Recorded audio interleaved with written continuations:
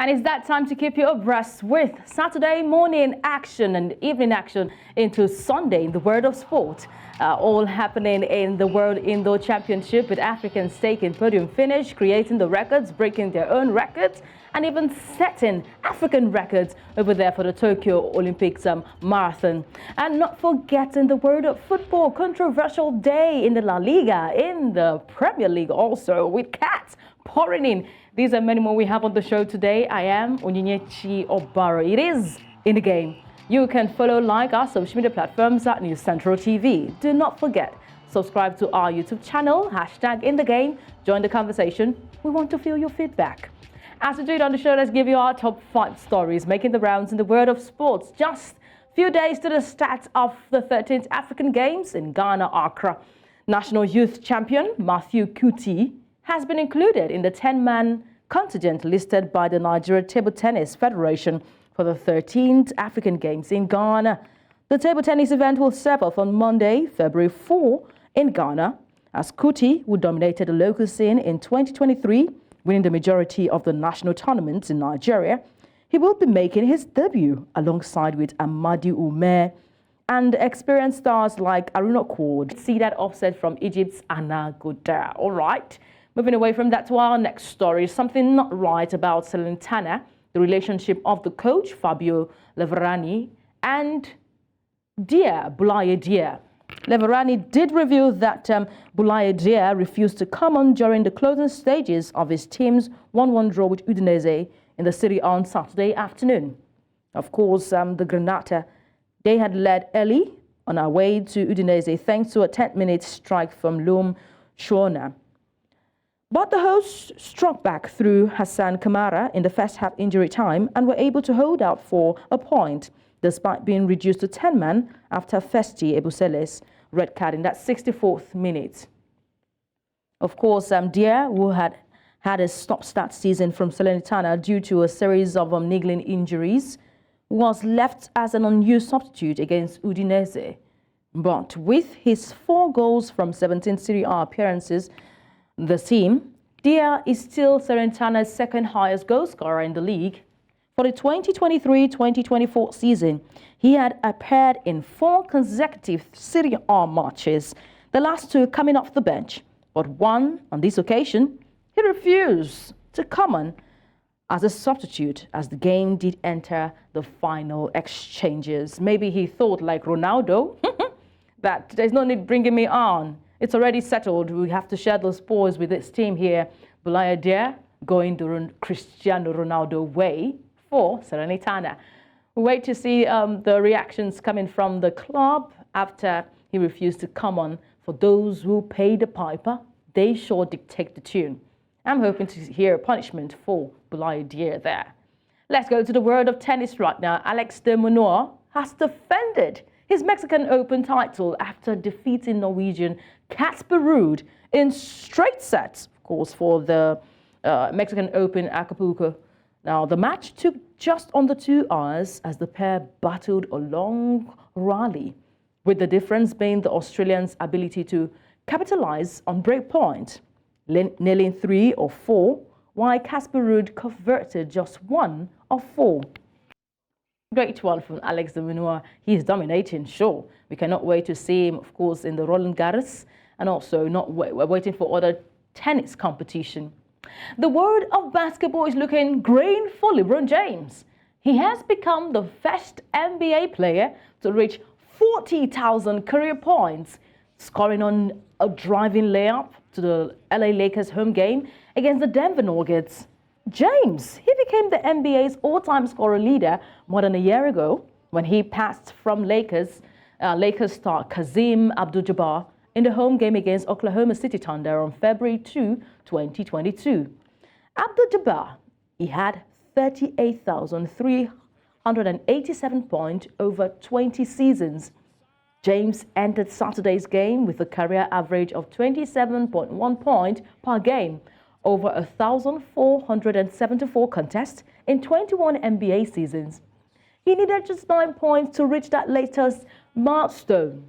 The Akron, Ohio native has 5 of 2, that's 2 of 3 shooting in the first quarter, James cut to the basket for a layup to open the second quarter and reached the 40,000 mark when he drove past Nuggets Michael Porter Jr. with a spin and then made a left-hand layup with 10:39 remaining in second for the quarter.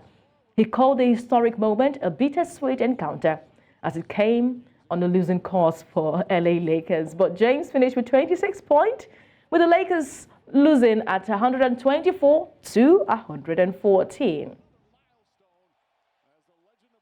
Oh, we should have felt that euphoria there from the court, but we'll come up with that when we talk about basketball later on the show. Let's go to the grid right now. Max Verstappen, he became a great champion once again for Saturday as he defended his Formula One World Championship by leading teammate Sergio Perez in the dominant Red Bull 1-2 finish at the Bahrain Grand Prix. Max Verstappen takes the day in Bahrain. I'm not forgetting that Lewis Hamilton did say that Mercedes' car has become faster, of course, in the qualifying series of this competition. But Max Verstappen is setting the tone for 2024 in the Formula One season, and I can't wait to see how this season goes. Remember, South Africa will be a venue for the Grand Prix for this year, and we cannot wait to see that unfold. First, of course, competition on the African scene. South Africa has been chosen. I cannot wait. There you have it, our top 5 stories at this time. We'll return with more updates in the world of sports. Do not go anywhere. In the Game continues.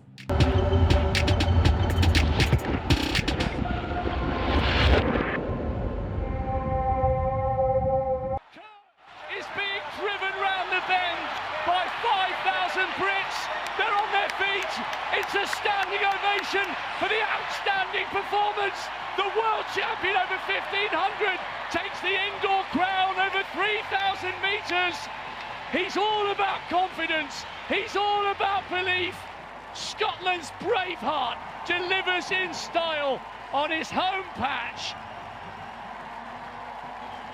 Alison Pierre on her return, and she is going shoulder to shoulder with the world record holder over 5,000. Gunnar Segai took a phenomenal 6 seconds off that mark, but Alison Pierre, the American, strikes. She's going to do it. What an upset. That is a championship record that has stood for 35 years. That is a woman who won a silver medal 2 years ago, but her life has changed since then, and she's just changed it another notch here in Glasgow with a world title. 7-15 également. Bravo, et c'est incroyable cette image. Vous l'avez dit, un Dosso peut-être qui avait la possibilité eh bien, d'aller chercher ce bronze. 7-0-2 aussi établi cette année pour l'italienne. Regardez, encore de 3 elle donne tout, elle lâche. Ouais, la clé c'était ça, hein, c'était d'être assez au contact et finalement elle part très bien mieux. I knew I needed a really good race to win this gold. I knew I had to open fast, and once you open fast you have to keep going because you die anyway. And yeah, it's amazing to also run the world record again. I was hoping to be, of course, in the 49, but yeah, my coaches thought I could do it, but I was like, I really want this gold.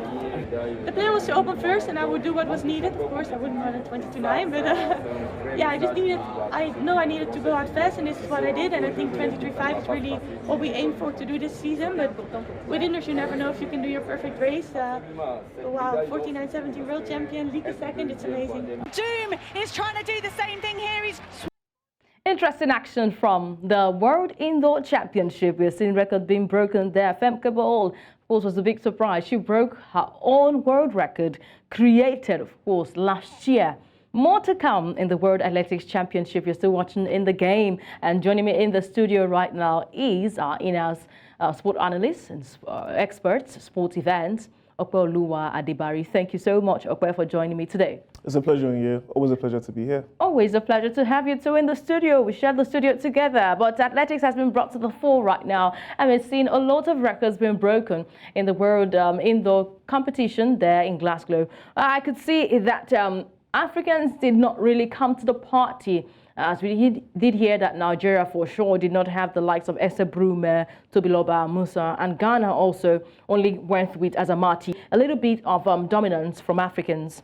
Definitely, yeah, we did. I think most African athletes who are looking forward to competing at the Paris 2024 Olympics, most of them did not make it to the World Indoor Championships. And there's leap, but great one for Huggies and Zamburu there, going all the way for Burkina Faso in the men's triple long jump event. Let's now talk about the Tokyo Marathon. The Tokyo Marathon also came with a big surprise there.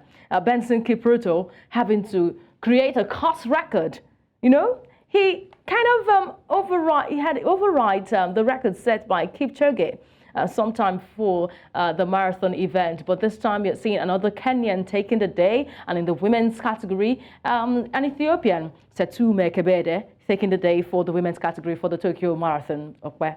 Definitely, it was expected because, I mean, in these marathons, it's the usual suspects that always come through, the Kenyans and the Ethiopians as well. And irrespective of the fact that, like I did say earlier, that most Africans will be preparing for the All-African Games, they will never miss a chance to stake a claim in the marathons. And I think the indoor 3,000 meters marathon is always a good way to test themselves for the 1.5 as well. And then also, you know, a good way just to start the season going and also testing themselves for the outdoor marathons as well. So it's a good one for Kenya, good one for Ethiopia. But surprising to see Benson having to override Kipchoge's record. Nobody ever saw that coming. Exactly, no one saw that coming, because usually going into the World Indoor Championships, you don't expect anyone to first of all, beat their own personal records, not to talk of a world record as well. So that was surprising, but very welcoming at that. New course record for Benson Kipchoge there for the Tokyo Marathon. And it was a Kenyan affair. We had the likes of Timothy Kiplagat and also Vincent Kikemoy taking the bronze and Kiplagat taking the silver of the Tokyo Marathon race over there. And now let's talk about the African Games. Okwe has just been reeling the African Games.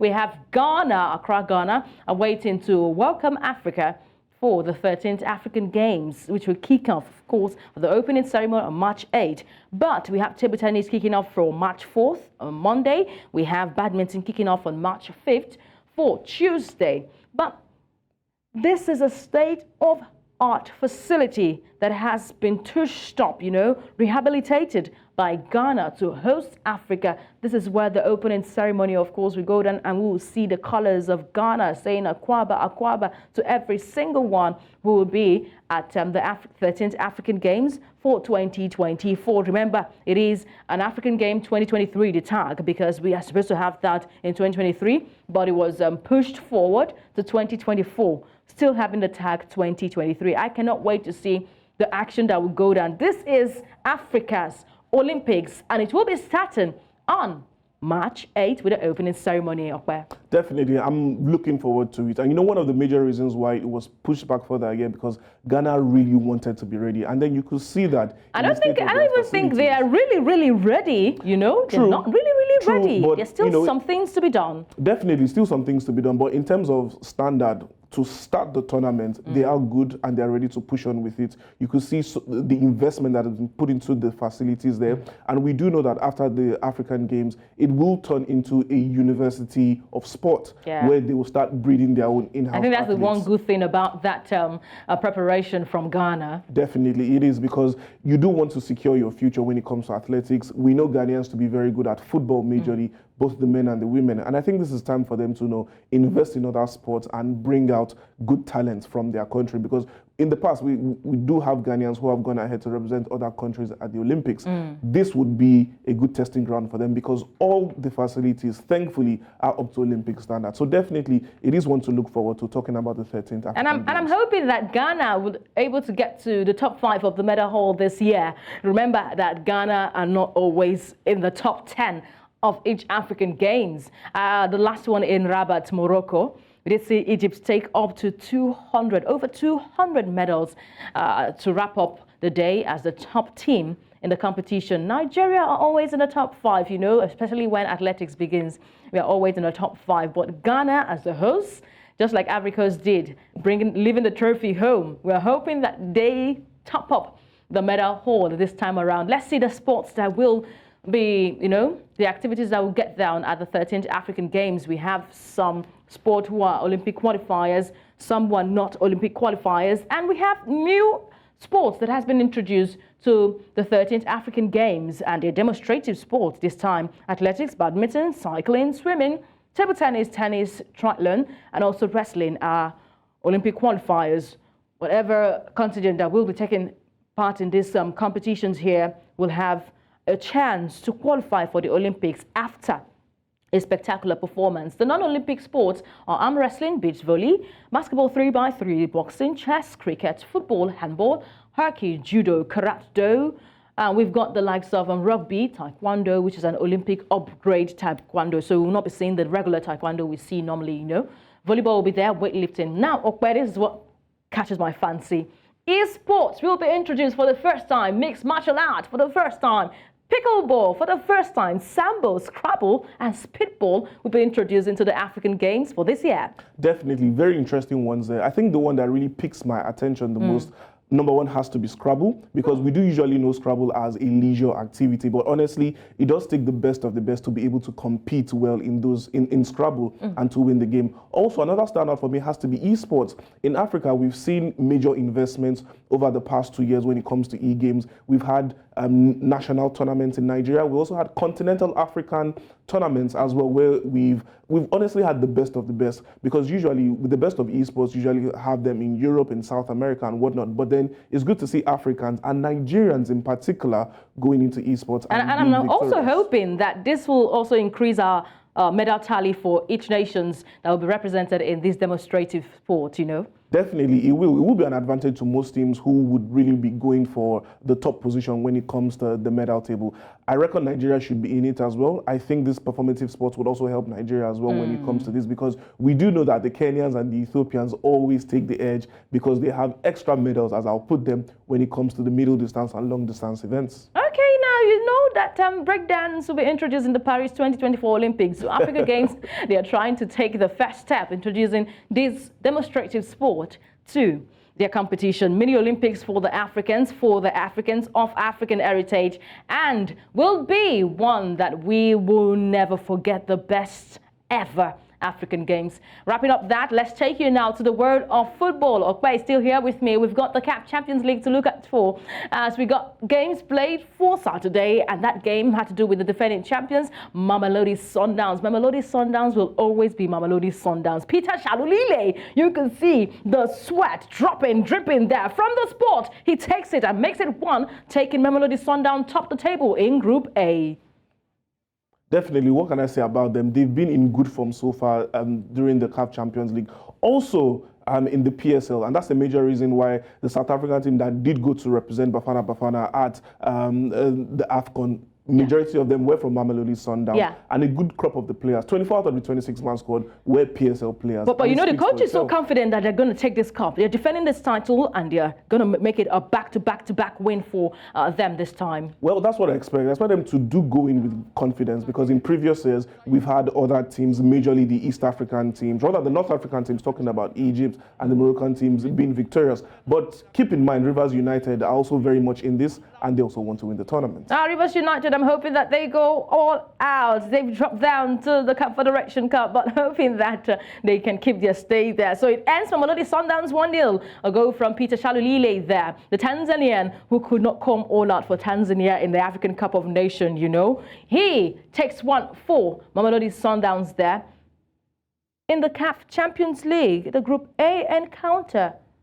All right, there we're seeing a different result, not what we're saying right now. Mamelodi Sundowns go 1-0 against TP Mazembe, and we've got Pyramids going 2-2 against Nouadhibou from Mauritania. The other result we see for sure will be the likes of Belouiz Daoud, who had to beat the Madiama away from home. And other interesting result from El Zamalek also. But today, we're expecting crackers from the CAF Confederation Cup. Now, looking at the fixtures to expect for the CAF Confederation Cup, interesting ones too. We have the likes of Sagrada.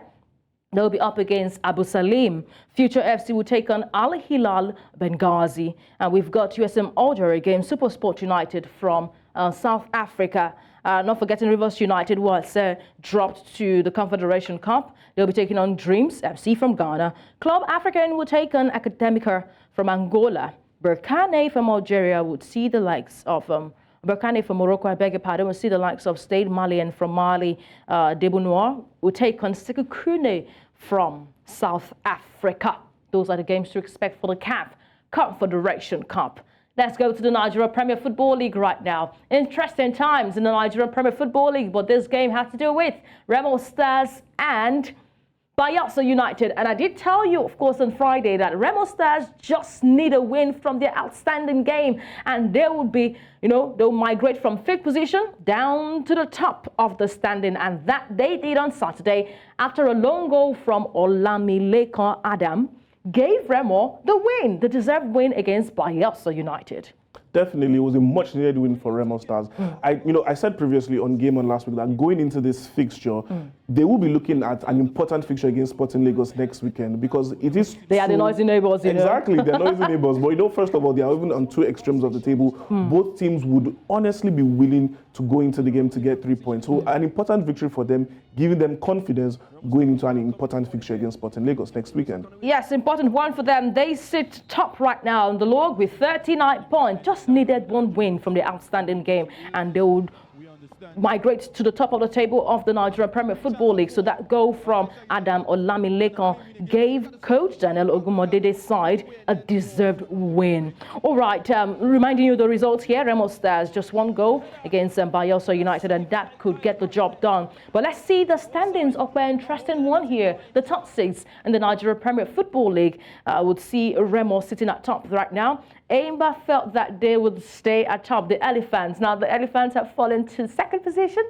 in the MPFL standing up. Definitely. It's a juicy one right now, taking a look at the top 6 standings. And then when you then look at the fixtures for the individual teams going into the top 6, there are juicy fixtures coming up for them. And I think it's going to be as competitive as it's ever been before. Gombe United, Heartland of Owerri FC, they sit bottom of the table in the relegation zone of the Nigeria Premier Football League. Heartland management had already slashed the salaries of the players, saying you must do better. If you want to be paid full, you must have to get the results. That's what your contract states. And of course, they slashed the salaries of the players right now. If they do not get better, they'll be relegated to the NNL of the Nigerian Football League. Definitely, but it will be sad to see that happen to Heartland. They've been one of the, should I say, the most consistent this season, they are not at all. Sadly, even with the employment of Kennedy Boboye, we are still seeing this side struggle so much. They are bottom of the table. Definitely, but you will be hoping for an improvement in terms of what you see on the field of play. In terms of what the management did in slashing the salaries, hopefully that gives a bit of ginger into the players so that you do see them produce better football. Because I must say that there has been a drastic drop in quality of football from them. And then sometimes this needs to help players to should I say, wake up and give it their all. They're going to wake up and give it their all. They take on Sunshine Stars today, their home third. And we're hoping that they can get the job done so they get full payment of their salaries. Heartland will be taking on Sunshine Stars today. Lobi Stars will see Katsina United. Niger Tornadoes are taking on Enugu Rangers, while Plateau United are taking on Bendel Insurance. All right, what game do you think will come with the Crackers today, Okwe? Taking a look at it, I think Bendel Insurance has a lot to prove. They'll be looking to go up the table as well. So that's the major fixture for me. That's the one I'll be looking at. So Bendel Insurance against Niger Tornadoes. You're not looking at Enugu Rangers. The coach was got a dramatic fun there. Who went up against, Remo Stars. No, Remo Stars, yes. He went up against Remo Stars before this weekend. True, but we do usually know the usual thing that comes with Enugu Rangers. Going into games, there might be a bit of, should I say, doubt as to them performing and getting the 3 points. But I believe they'll be going into that game with much confidence and definitely securing 3 points. All right, let's hope that they do that. Let's go to Ghana right now. Ghana also is looking interesting. They had one game played for Saturday, and that's Great Olympics taking on the likes of Hearts of Lions. Great Olympics were dominant at home, 2-0 against Hearts of Lions. But today, Barracuda Chelsea will take on Kerala United. Legon Cities will see Accra Lions, while we've got Insua Threman up against Hearts of Oak. Summertex will take on Nations FC for the Ghana Premier League. Wrapping up that action, let's go to the English Premier League right now. All right, the game played for Saturday came with some controversy for Liverpool, who are the table toppers right now. But I cannot just, not savour that last-minute goal from Darwin Núñez, who just returned from injury for Liverpool and had to go all out for Jurgen Klopp's side. Though it was a bit controversial at the time when the referee had made a call to give back the ball to Liverpool, and that led to the goal. But Liverpool are taking 3 points this time around to sit atop of the table up there. Definitely, it looks like it. And for me, I think Liverpool are honestly roaring to the title. There's something about them when it comes to their mentality. They do know how to dig out wins because they just keep going till the final whistle goes. I need to give kudos to Alexis McAllister for keeping his cool during the dying minutes. That assist also was very beautiful. He knew where to drop it, you know. Exactly. And you need to give it to Darwin Núñez. He has been under so much scrutiny because of his price tag and then the big game. Goal after that, wrong call from the referee. What would have happened? That was celebrated like they had won a title competition. Oh, Maka knew where to drop the ball, and he did that wonderfully well, giving Núñez that goal for the game. Let's see the results once again. Brentford and Chelsea, for any Chelsea fan, just go under the table. Go and lock your head under the table. I was wondering, you had the lead, and you had to squander the lead for Brentford? Honestly, it's not the first time we've seen that from Chelsea this season. That is actually the 14th time in all competitions that Chelsea has surrendered the lead. Pochettino is always playing every single player out of position. Exactly. Disaster, cooking disaster already, even before a game starts. True. He starts playing these players away from their position, their required position, and we're seeing something outright on the pitch of play. Exactly. Honestly, look at that. Exactly. Just look at that. But as well, playing the likes of Enzo Fernandez out of position, playing Nicholas Jackson on the wing, playing someone like Liverpool Cole as left back, playing someone like Cucurella. He's already right cooking back. Disaster even before a game starts. Honestly. And then Axel held that. See, fan there. You need to check on the brother, check on the brother, check on the brother. That's what they say for every Chelsea fan there. Brentford had to draw Chelsea 2-2 there. West Ham won convincingly away from home. Fulham at home 3-0 against Brighton and Hove Albion. Newcastle 3 against Wolverhampton Wanderers. Nottingham Forest, that controversial goal from Liverpool there gave them Liverpool the win. Tottenham Hotspur 3-1 against Crystal Palace. Luton and Aston Villa, that was the game that caught my fancy. But the man that says, good evening, got the last laugh at the end of the day. Aston Villa picks that one in a 5-goal thriller. So, Nottingham Forest, we did hear information, we didn't see, but Nottingham Forest owner allegedly did follow the referee down to the tunnel. He was, controversial with that controversial call there. And I know that the English FA will come up with their punishment later. That's if that was done. But we hear that. But is this something we should see often at the Premier League? He made a statement and said, he told the referee, respect the players. This happens every week. Okay. Definitely. Especially since the introduction of the VAR, we've had issues with the English Premier League and their officiating. It's one controversy after another. One apology after another. I was getting to apologies and I was going to say PGMOL has honestly given 6 apologies so far this season, costing teams vital points. Arsenal, Liverpool, Manchester United, all these teams have been victims. Chelsea as well. All these teams have been victims from poor decisions by... But when owners interfere with decisions made after a game, do you think that will not call for, a big hammer? This is Espirito Santo having to, go with an outcry to the referee there. Definitely, but then at the end of the day, even though we are not pleased with what the referees do in terms of their decisions all the time, it's not right for the owners to actually go ahead and confront them. I believe he might get a sanction for that, and also maybe because of his statement as well. But then again, he can appeal this as well. But all right. At the end of the day, emotions fly high. Yes, football is an emotional sport, and with this is his side. So with the call, which everybody knew was a wrong one, of course, that's what the rule book says. But I'm hoping to hear from the English FA there. Today, Burnley will take on Bournemouth, and Manchester City will be taking on Manchester United. I did say, and I had to do that record, the net spending of Manchester City before the season was lower than Manchester United, but one is laughing last. One is churning out the result, and they did not even spend half of what Manchester United spent for their net worth. But they will go down today at the Etihad. We cannot wait to see what Erik ten Hag will bring against a Pep Guardiola side. Definitely, when it comes to a Manchester derby, look, take form out of it. Don't even pay attention to the form, because when it comes to the derby, Manchester United actually does know how to turn up. But the sky is always blue. Yeah, very, very true. But at the end of the day, I think when it comes to derbies, it's very, very hard to predict. Don't be surprised if you see him What are the odds here? Masterclass. What are the odds here? Both sides, one has been fantastic so far. Other has been struggling with a goalkeeper who was considered even more than any other goalkeeper, than any other Manchester United goalkeeper, I would say. Definitely, but to be fair, since returning from AFCON, Andre Onana has been in much better form for me. I think Harry Maguire has also stepped up as well in terms of his work rate in defense. So generally, I think Manchester United just need confidence and they need consistency. That's what they really need. Yes, Manchester City has been banging in the results, but they haven't been in full flowing form. They're not playing that squeaky clean football that we were accustomed to last season. So there is something missing in that Manchester City side that is stopping them from going at full throttle currently. But then again, 12 games left till the end of the season.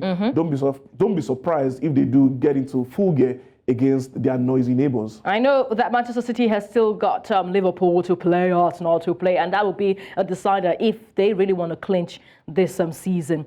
So Manchester Derby for us for Sunday in the English Premier League. Let's go to the La Liga. Something interesting happened in the La Liga. Cats kept flowing, emotions kept running high in that game for Real Madrid. Vinicius Jr. returned to Valencia, where how you feel, you cannot use foul languages against the referee, and the referees are allowed to give cautions when foul languages are used against them. But was the referee allowed to stop the game despite the play Definitely, in the final tour? That's wrong. That was Mallorca, who are in the Copa del Rey final, surprisingly, they will be taking on Girona. Now, this is the game I would love to watch, and I would love you to watch it too, because Girona were sitting at top of the table before now, and now they're taking Mallorca, who are making final in the Copa del Rey. So two Cinderella teams, two surprising teams having to face up with each other today. Definitely a very, very interesting encounter. Michel's men at Girona, they've been brilliant all season for me, but I think due to lack of depth in terms of quality, they've fallen a bit, and honestly inexperienced because they've never been there before. But at the end of the day, they are a very, very brilliant team. They do know how to grind out the wins.